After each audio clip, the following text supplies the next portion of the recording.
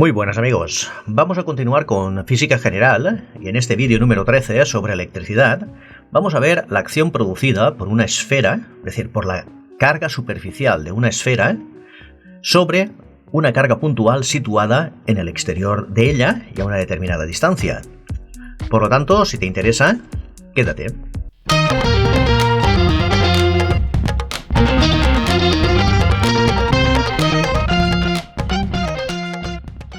Bien, pues vamos a ver la acción de una esfera o de una superficie esférica uniformemente cargada sobre una carga eléctrica puntual situada en su exterior, lógicamente a una determinada distancia. Primero que todo, recordemos que la superficie de la esfera es 4pi r cuadrado. También la densidad superficial de carga eléctrica viene dada por la fórmula sigma igual a la carga dividido por la superficie completa.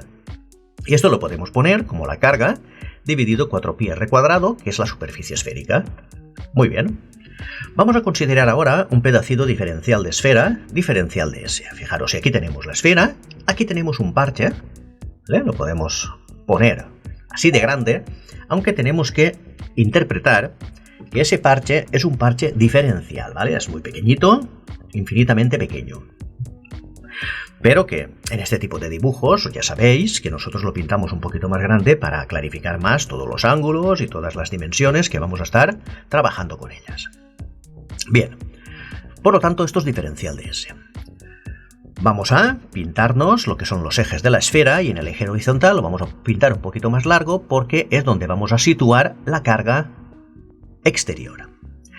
Recordemos que la esfera es una esfera de radio R mayúscula y que la carga está situada en un punto P y la vamos a llamar Q', ¿vale? La carga de la esfera la vamos a llamar Q y a la carga puntual la vamos a llamar Q'. Muy bien, y está situada a una distancia D del centro de la esfera. También el pedacito de esfera diferencial de la superficie está situado a una distancia de la carga puntual que vamos a llamar R, formando un ángulo alfa con la horizontal. Pero que más o menos hasta aquí se vaya quedando claro, porque estos son los datos con los que vamos a realizar el estudio. Evidentemente, lo que es el pedacito diferencial cargado de superficie esférica va a ejercer una fuerza de repulsión sobre la carga puntual a la cual la vamos a llamar diferencial de F mayúscula. Esto sería la fuerza total que hace el pedacito de superficie sobre la carga. Bien, por lo tanto, el diferencial de fuerza es igual a 1 partido 4pi epsilon sub 0 por la multiplicación de Q', que es la carga puntual, por sigma por diferencial de S, que es lo que nos valdría la carga Q de la esfera, ¿vale? Multiplicando sigma por S. Pero en este caso, como estamos tratando de un pedacito diferencial, pues lo multiplicamos por diferencial de S. Todo dividido R al cuadrado, que es la distancia que separa el pedacito de la carga puntual. Bien, esta fuerza diferencial proyecta dos fuerzas, como ya sabéis, de los cálculos vectoriales. Entonces proyecta una en X y otra en Y. Bien, a la fuerza en X la vamos a llamar diferencial de F de X y a la fuerza en Y la vamos a llamar diferencial de F de Y. Tener en cuenta que el ángulo que forma la fuerza completa con respecto a X es el mismo valor alfa, ¿vale?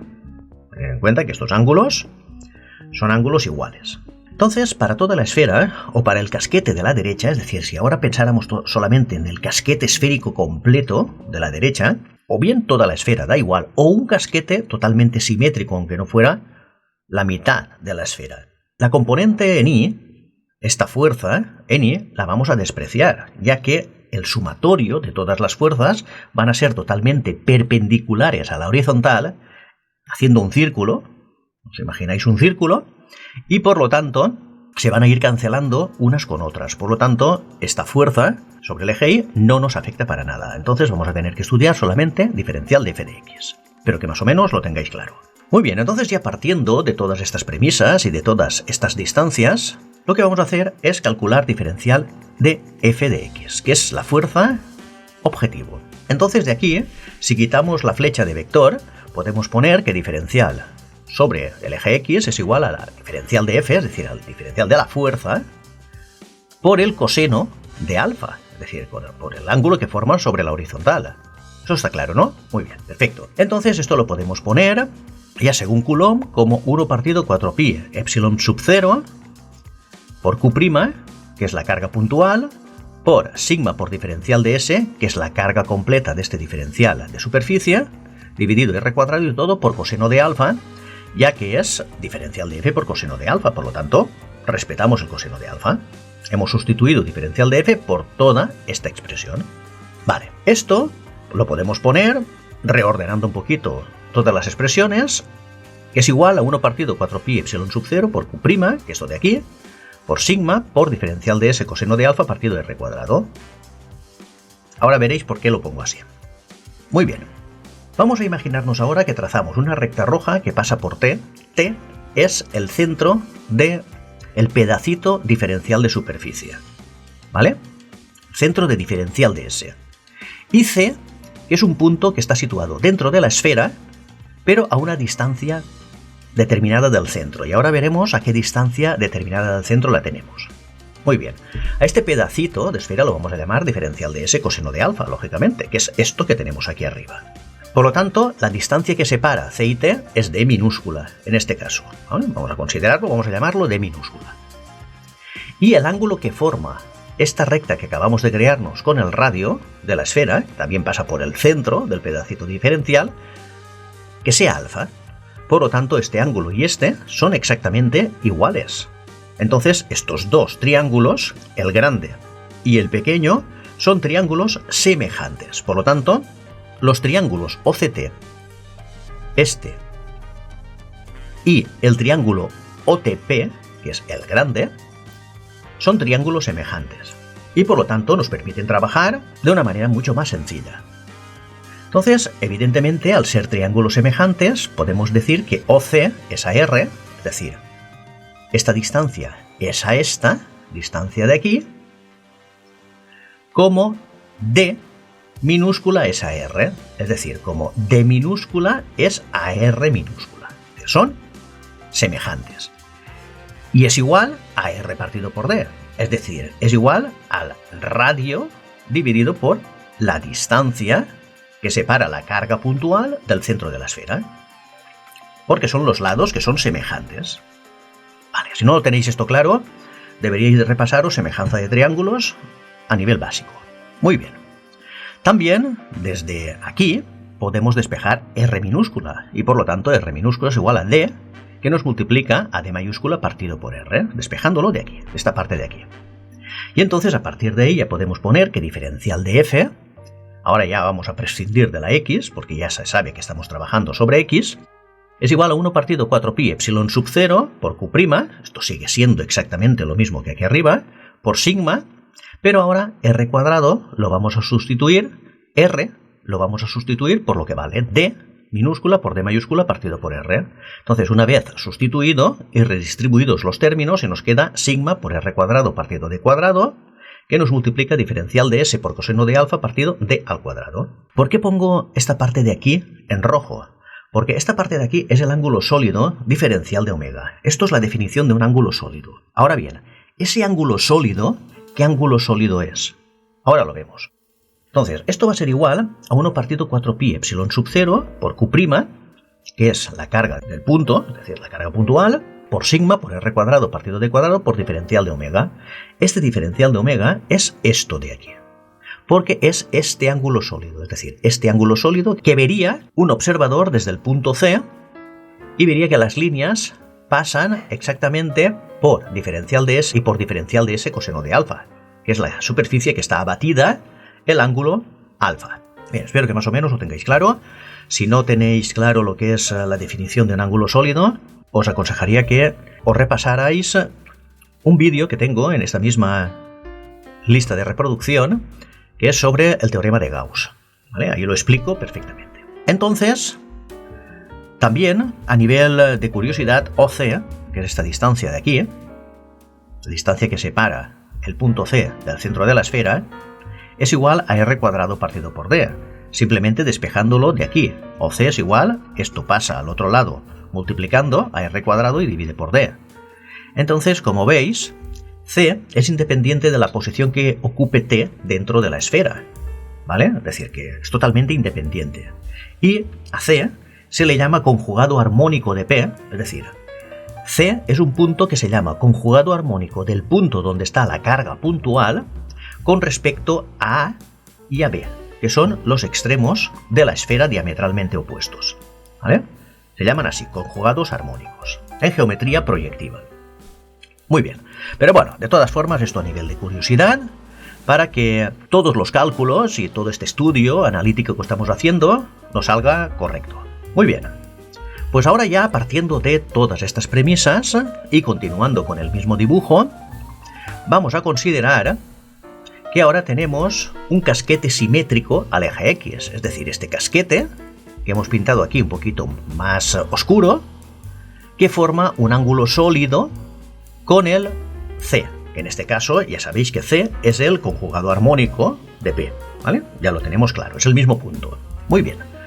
Entonces, partiendo de aquí, ya sabemos que en el volumen de la esfera, esto es un ángulo sólido, W, y ese ángulo sólido W, si queremos hallar toda la superficie del casquete, pues tendremos que ir desde un valor negativo hasta un valor positivo de ese valor W, ¿vale? O desde un valor 0 hasta un valor máximo. Bien, entonces, F es igual a la integral desde 0 hasta W de 1 partido 4pi epsilon sub 0 por Q' por sigma, que nos multiplica R cuadrado partido D cuadrado por diferencial de omega, que es la diferencial del ángulo sólido.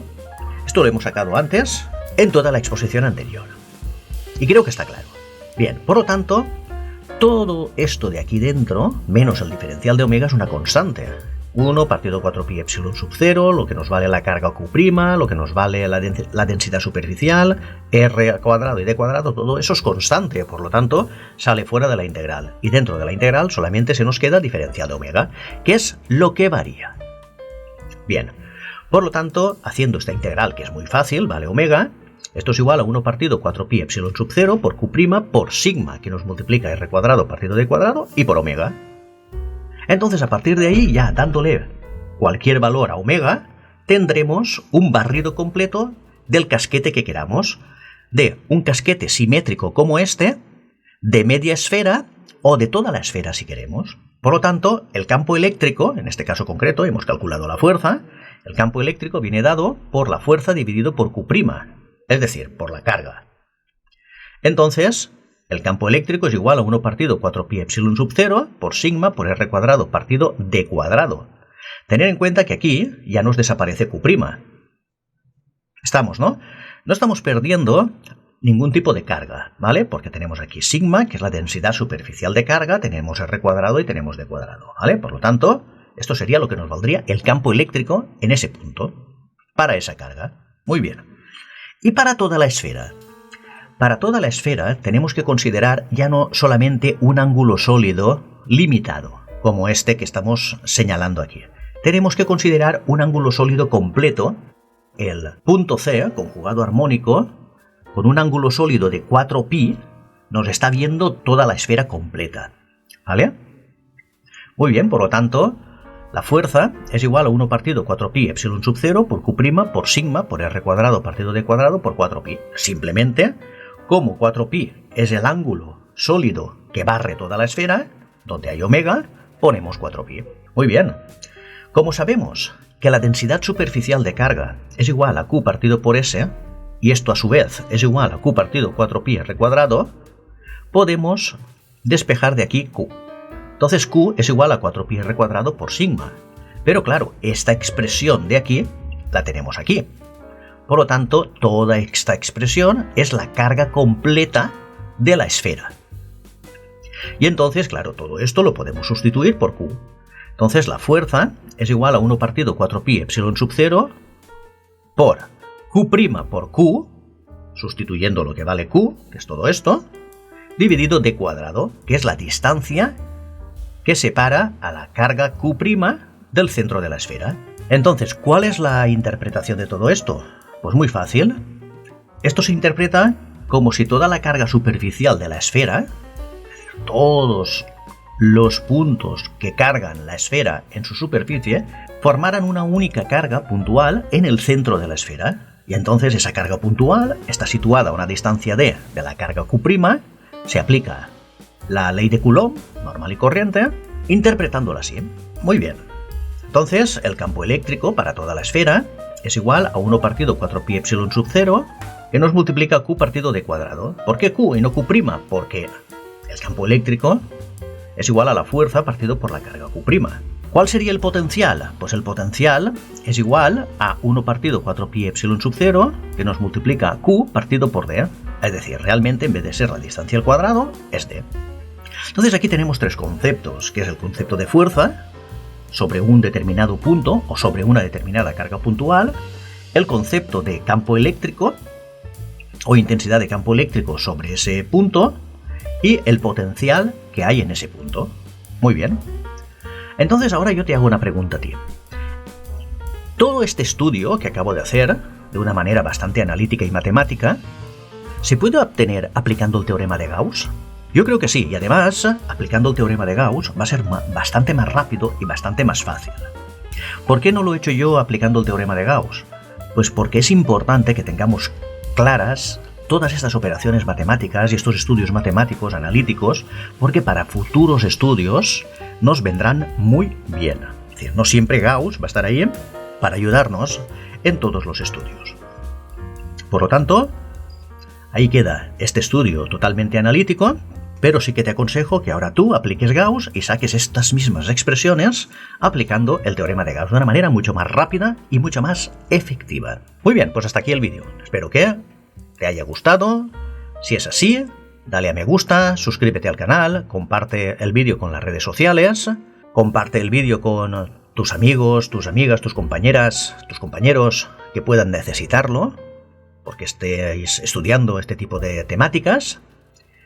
Y suscríbete, por supuesto, darle a me gusta y nos vemos en el siguiente vídeo. ¡Chao!